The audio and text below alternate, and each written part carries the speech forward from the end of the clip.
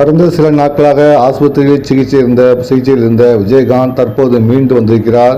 மீண்டும் வந்து கட்சி நிகழ்ச்சியிலும் பங்கேற்று ரசிகர்களுக்கும் சரி தொண்டர்களுக்கும் சரி மிகப்பெரிய ஒரு உற்சாகத்தை வந்து அவர் கொடுத்திருக்காருன்னு சொல்லலாம்.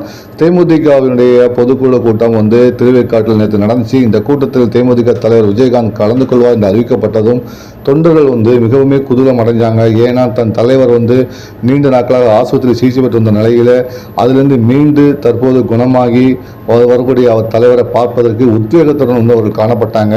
மேடையில் விஜயகாந்தை பார்த்ததும் அவங்க ஆர்ப்பரித்து தன் மகிழ்ச்சியை வந்து வெளிப்படுத்தினாங்க.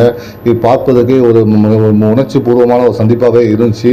இந்த கூட்டத்தில் பார்த்தீங்கன்னா ஒரு முக்கியமான ஒரு தீர்மானத்தை நிறைவேற்றினாங்க. அது வந்து என்னன்னு பார்த்தீங்கன்னா, தேமுதிக பொதுச் செயலாளராக வந்து விஜயகாந்தின் மனைவி பிரேமலதா வந்து நியமிக்கப்பட்டார்.